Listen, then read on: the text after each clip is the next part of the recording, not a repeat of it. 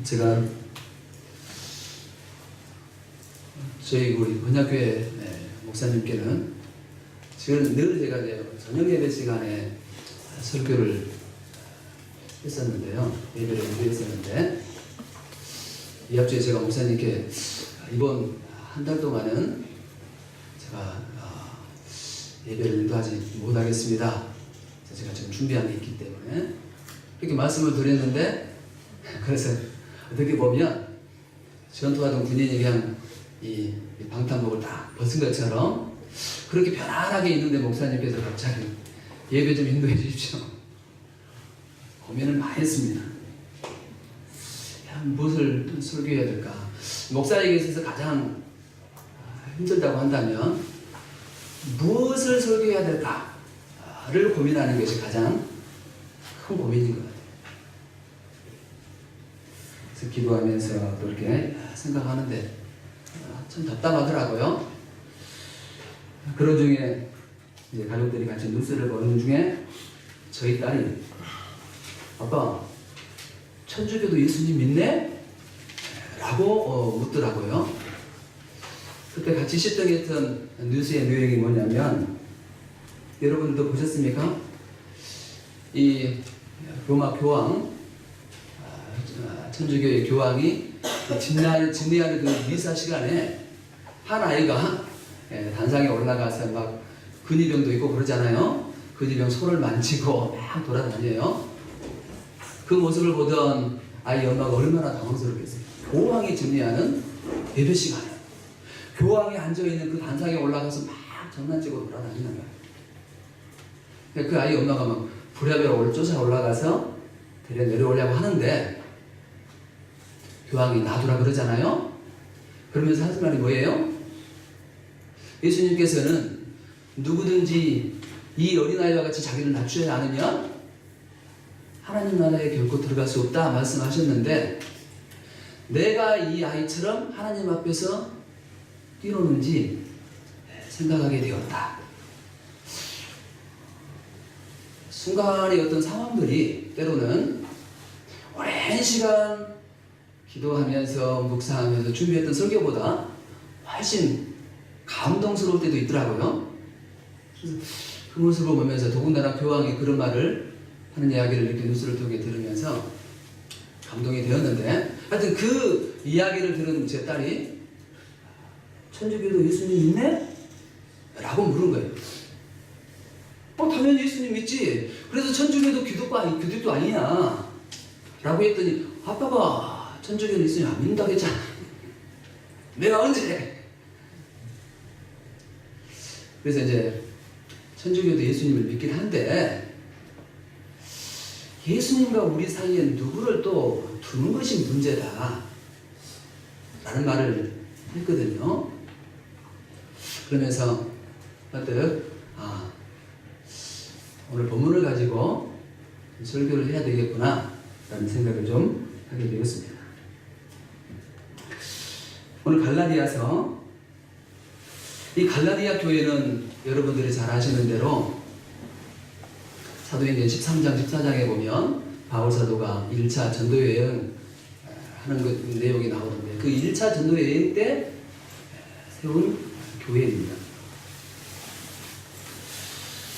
그렇게 1차 전도 여행을 마치고 돌아와서 안디옥에 있던 어떤 시간에 이 갈라디아에 바울 사도가 전한 복음과는 다른 복음을 전하는 이들이 들어온 거죠.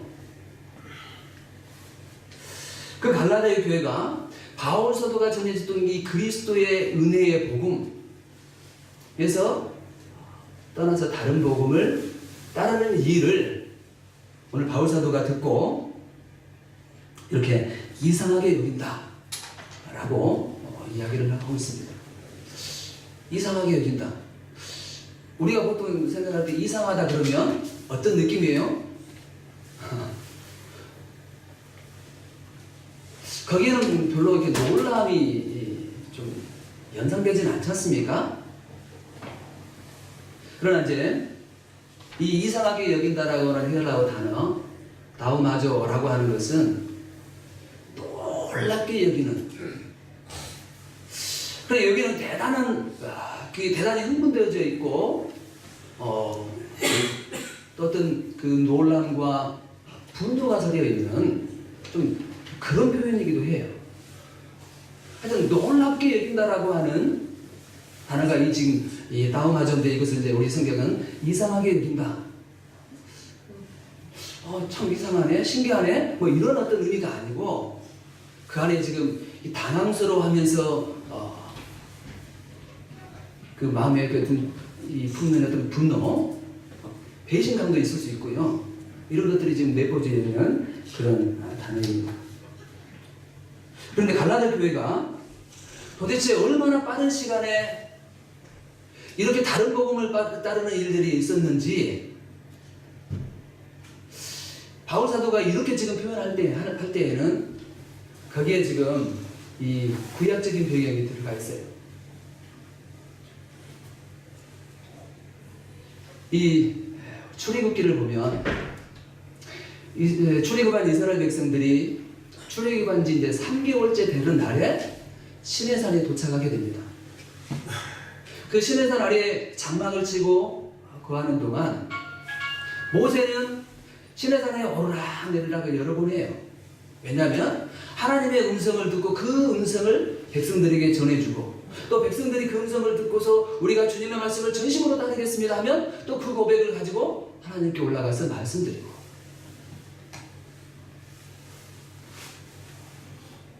그렇게 합니다. 모세가 시내산에 오를 때에 백성들은 그 경계선을 넘어가면 안 되잖아요. 사람이나 짐승이나 그 경계선을 넘어가면 반드시 죽이도록 했는데 손을 대서 죽이지 못하고 돌로 치거나 화살로 쏴서 죽이도록 그렇게 말씀하셨습니다. 왜냐하면 거룩하신 하나님 앞에 죄인은 형벌을 받을 수밖에 없는 존재이거든요. 그러기에 거룩하신 하나님 앞에 나아가려면 반드시 자기의 죄를 대속할 속죄물을 가지고 나가야 되지 않습니까? 그래서 하나님 앞에 나갈 때 빈손을 보이지 말라고 하는 거예요. 그러나 이때는 아직 이런 어떤 속죄의 규례라든지 이런 것도 말씀되어지지 않는 때이거든요. 그러니까 경계선을 침범하면 무조건 죽일 수밖에 없는 그런 상황인데 이 출애굽기 24장 보면 놀라운 일이 하나 일어납니다. 하나님께서 시내산에 모세뿐만 아니라 모세 형 아론과 나답과 아비후라고 하는 사람을 올라오게 하는데 그때 이스라엘의 지도자 70명은 함께 산에 오르도록 하세요.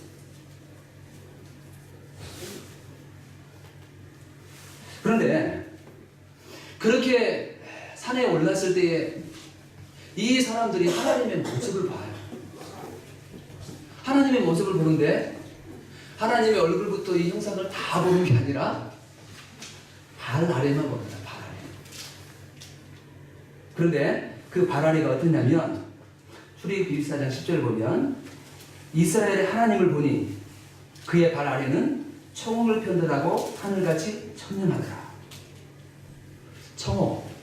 청옥을 본 적이 없어서 다른 성경 보니까 사파이어라고 또 그러겠더라고요. 하여튼 뭐 청옥이든 사파이어든 제가 보지를 못해갖고 그 모습이 어떤지는 모르겠습니다만 하여튼 하나님의 발 아래만 봤음에도 불구하고 그와 같이 화려한 거죠. 이 하늘처럼 맑았다 이렇게 또 번역되어지기도 했습니다. 그런 하나님의 영광을 본다는 게 이게 죄인으로서 가당치 않은 말입니다. 그런데 그 출애굽기 24장을 보면 하나님께서 그들에게 손을 대지 않았다 이렇게 말씀을 하세요.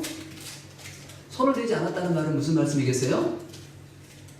죄인은 당연히 죽어야 되는데 죽이지 않았다는 이야기거든요. 그리고 이스라엘 백성들은 함께 내려왔습니다. 그리고 모세는 다시 하나님의 부르심을 받고 시내산에 올라갑니다. 그래서 머문 기간이 며칠이에요? 40일. 그런데 그때 이렇게 놀라운 일이 일어난 거예요.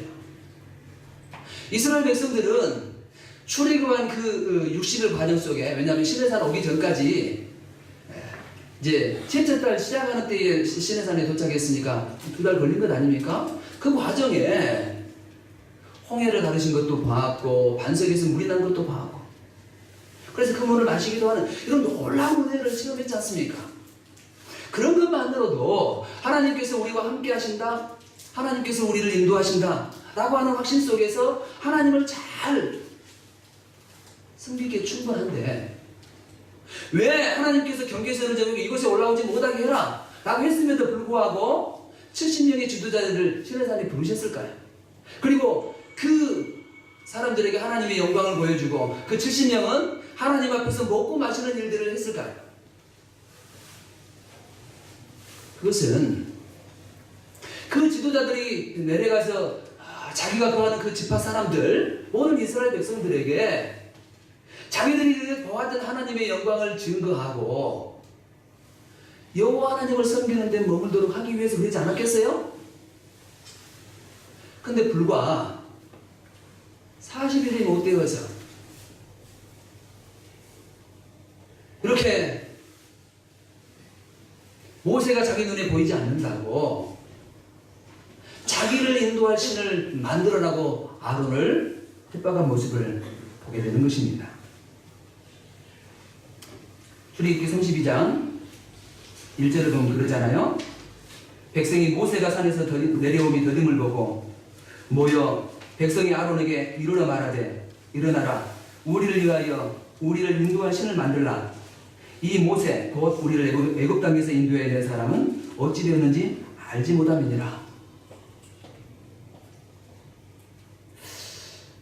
충분히 그들이 경험한 그런 일들 속에, 그리고 지도자들이 보았던 그 영광 속에 모세를 기다릴 만한 믿음이 있었을 것이라고 생각되어집니다. 누구나가 좀 그런 것 같지 않습니까? 그런데 그 40일 사이에 이와 같은 일이 일어난 것입니다.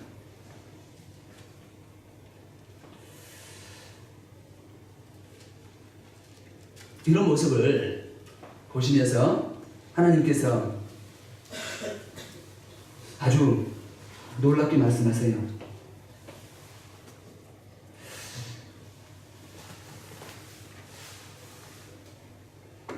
하나님께서 모세에게 말씀하실 때에 빨리 내려가라. 그러면서 네가 애굽에서 인도해낸 네 백성들이 이렇게 나를 떠나서 송아지를 만들었다.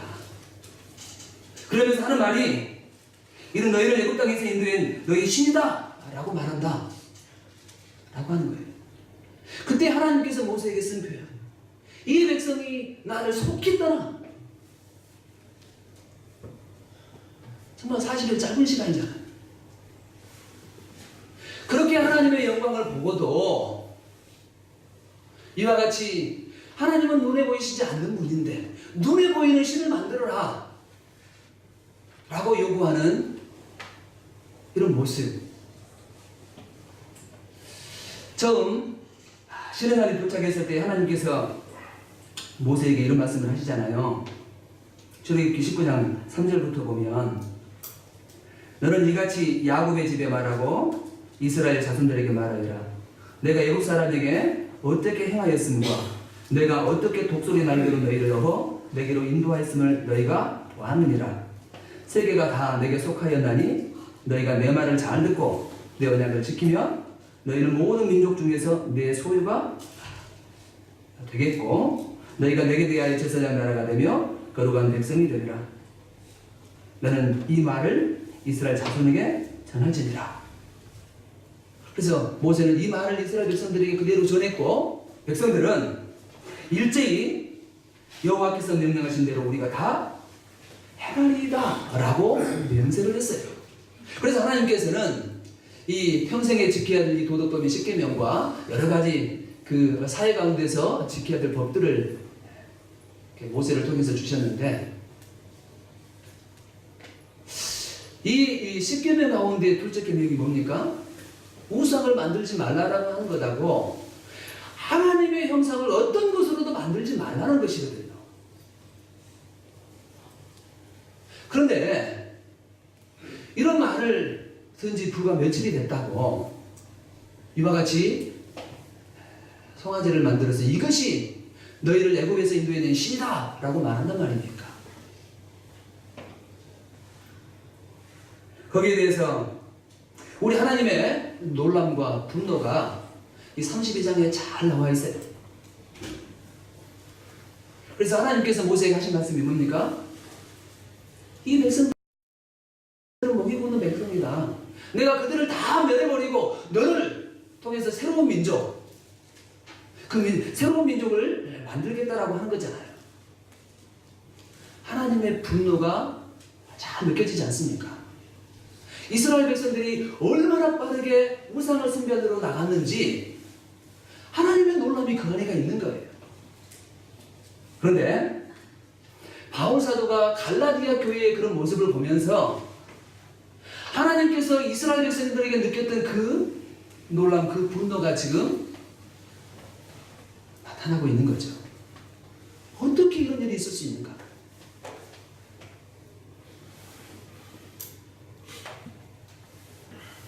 배신감과 상실감에서 오는 바울의 탄식 소리입니다. 이 바울의 탄식 소리가 여러분 귀에 들리세요? 저는 설교를 통해서 우리가 어떻게 해야 된다 이런 이야기를 하고 싶은 것은 아닙니다. 다만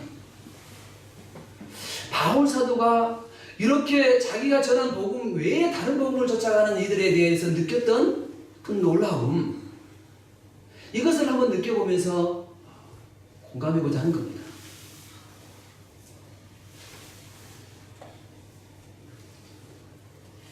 사도행전을 읽어보면 1차 전도여행을 마치고 안디옥 교회에 다시 돌아와서 그렇게 오래되지 않은 때에 일어났던 일을 같습니다.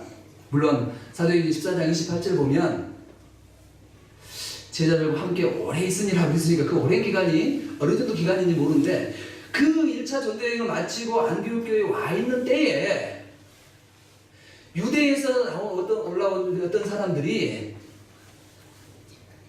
예수 그리스도의 복음 말고 복음 외에 할례를 받아야 된다라고 전한 거예요. 그래서 그들과 바울과 바나바 사이에 심한 논쟁이 생겼거든요.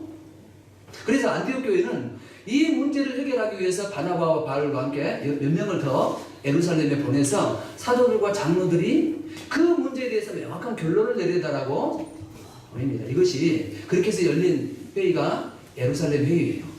서기 49년도에 있었습니다.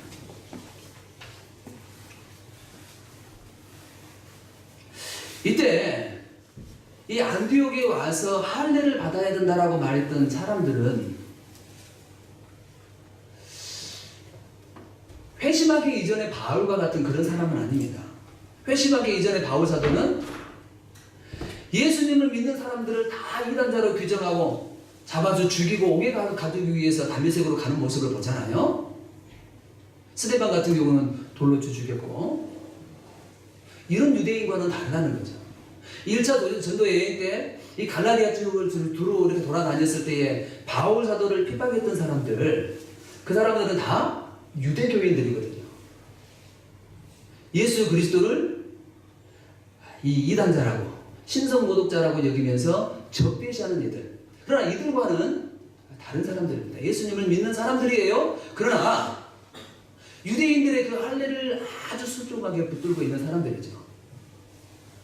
사도행전 15장 5절을 보면 이 예루살렘 회의가 열렸을 때에 그들 가운데서 바리새파 중에서 이 기독교로 개종한 사람들이 이야기를 하는데, 그들에 대해서 이렇게 이야기합니다. 바리새파 중에 어떤 믿는 사람들이 일어나 말하되 이방인에게 할례를 행하고 모세의 율법을 지키라 명하는 것이 마땅하다 하니라. 이런 사람들인 거죠. 지금 안디옥에 와서 바울 사도가 논쟁하는 사람들은 그리스도교로 교정했는데 여전히 할례를 받아야 되고 율법을 지켜야만 구원을 받는다라고 주장하는 자들이라는 거죠. 그런데 이런 사람들이 갈라디아 지역에도 이르러서 이와 같이 복음을 전한 거예요. 왜냐하면 당시에는 사도들만 이렇게 순회 전도 여행을 다닌 것이 아니었거든요. 유대교인들도 그들 나름대로 이렇게 순회하면서 자기들의 교를 전파했으니까요.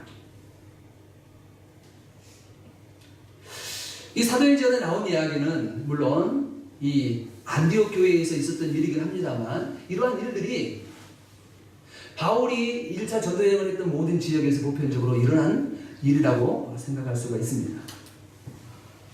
그래서 바울 사도는 이 문제를 가지고 어제 예루살렘에 올라가서 명확하게 어떤 결론을 갖고 돌아오죠. 아무튼 이런 모습을 보면서 바울 사도가 대단히 의아하게 이상하게 생각한 거예요. 어떻게 이렇게 빠르게?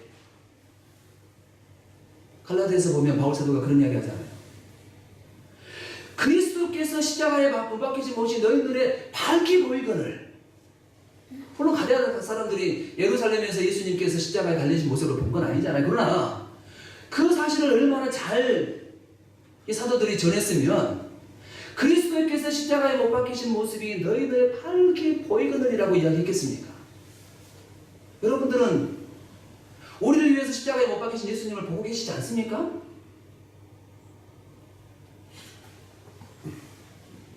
이렇게 밝게 보이는데 누가 너희를 이 그리스도의 복음에서 떠나게 했냐고 말이죠.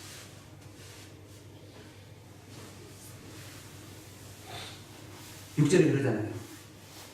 그리스도의 은혜로 너희를 부르신 이를 이같이 생겼다. 다른 복음을 따르는 것을 내가 이상하게 합니다. 그러면서 하신 말이 뭐예요? 다른 복음은 없다. 다른 복음은 없다.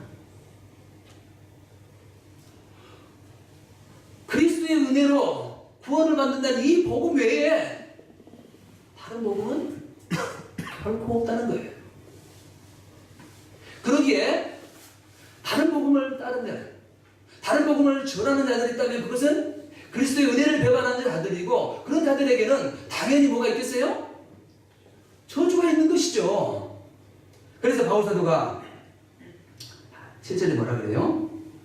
다른 복음은 없나니 다만 어떤 사람들이 너희를 교란하여 그리스도의 복음을 변하게 합니다. 변질된 복음은 복음이 아닙니다.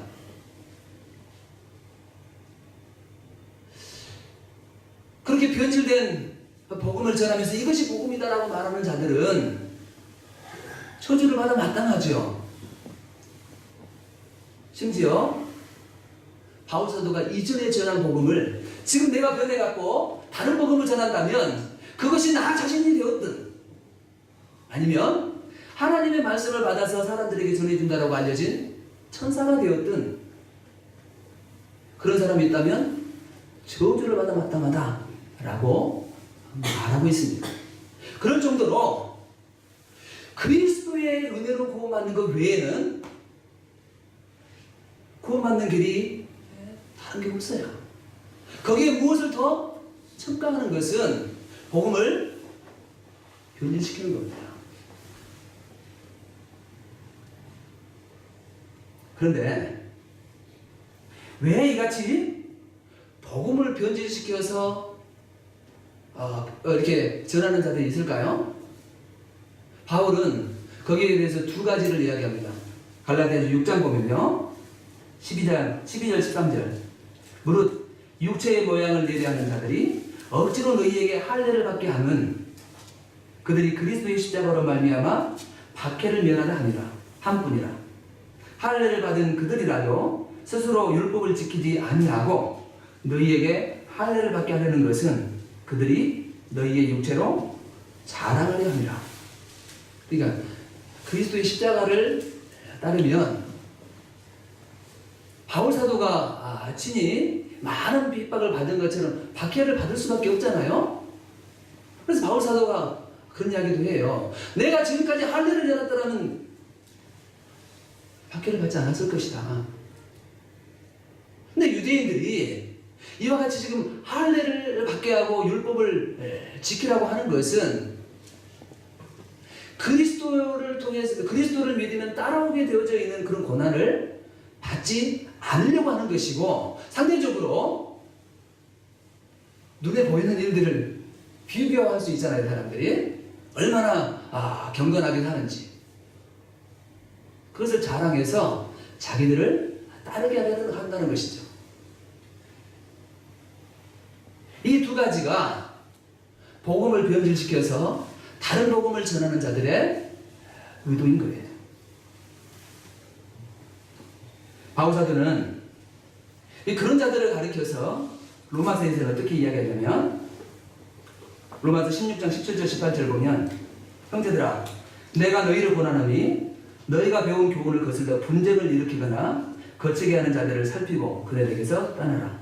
이 같은 자들은 우리 집 그리스도를 섬기지 아니하고 다만 자기들의 배만 섬기나니 교활한 말과 아첨하는 말로 순전한 자들의 마음을 미혹하느니라. 자기의 육체를 자랑해서 자기를 따르게 하고 그 자기를 따르는 자들을 통해서 많은 것을 빼먹겠죠. 오로지 자기의 배만을 위하는 자들. 여러분들 신천지가 얼마나 돈이 많은지 아십니까? 신천지 교회들 중에서 광주에 있는 베드로 지파가 제일 크다 그러잖아요. 제가 지금 이게 듣긴 했는데, 거기 신천지 사역을 하시는 목사님을 통해서 듣긴 했는데, 일주일에 헌금인지 한 달 헌금인지는 잘 모르겠어요. 12억씩 들어온대요. 뭐 일주일에 12억 들어온다고 어마어마한 돈이고 한 달에 12억 들어온다고 해도 결코 작은 돈 아니잖아요. 그런데 이제 이만희 씨는 곧 돌아가시게 생겼잖아요. 나이가 많아서. 지도자들 간에 상당한 지금 알력 다툼이 있는 것 같아요. 돈이 되거든요. 이런 거예요. 왜 이만희가 자기를 따르게 합니까? 자기를 따르는 사람들에게 돈을 거둬서 왕국을 건설하려고 하는 거 아닙니까? 지금 다른 복음을 전하는 자들의 의도와 그와 같다는 거죠. 그러니 저주받을 짓 아닙니까?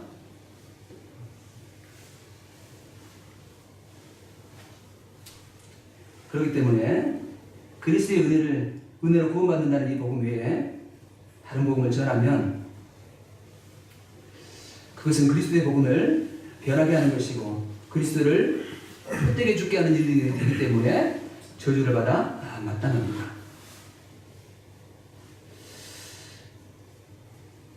이런 이 터무니없는 주장에 미혹되어 갖고 그들을 따라가는 이런 모습을 보면서 탄식할 수밖에 없는 이 바울 사도의 놀람을 여러분들도 좀 공감했으면 좋겠습니다.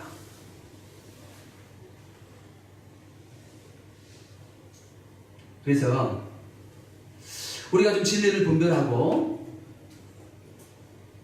올바른 믿음에 설 뿐만 아니라 이 그리스도의 몸된 교회를 좀 충성되게 섬겨가는 일들이 꾸준하게 좀 일어났으면 좋겠어요.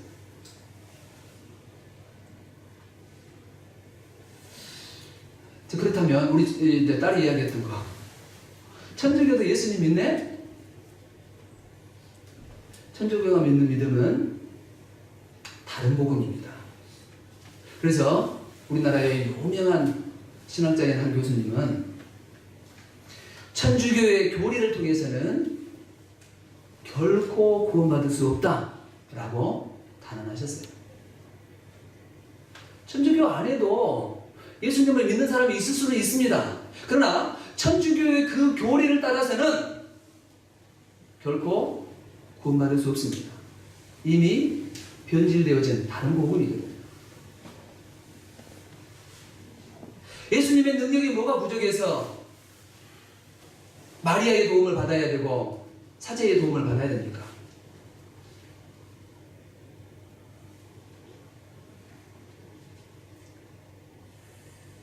우리는 이러한 것들을 좀 분별할 줄 알아야 돼. 분별하려면 어떻게 해야 됩니까?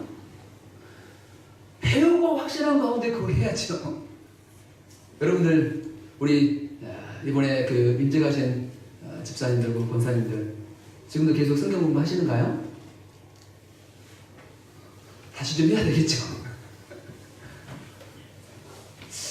성경 공부를 하실 때에 그 어떤 이야기들을 목사님을 통해서 좀 들었는데 대단히 유익하다고 느꼈고, 그래서 저도 우리 언약교회 목사님께 목양교회는 이렇게 성경 공부를 했더니 이렇게 신앙들이 나타났답니다. 그래서 성경 공부를 해야 되지 않을까, 그런 권면을 드린 적도 있는데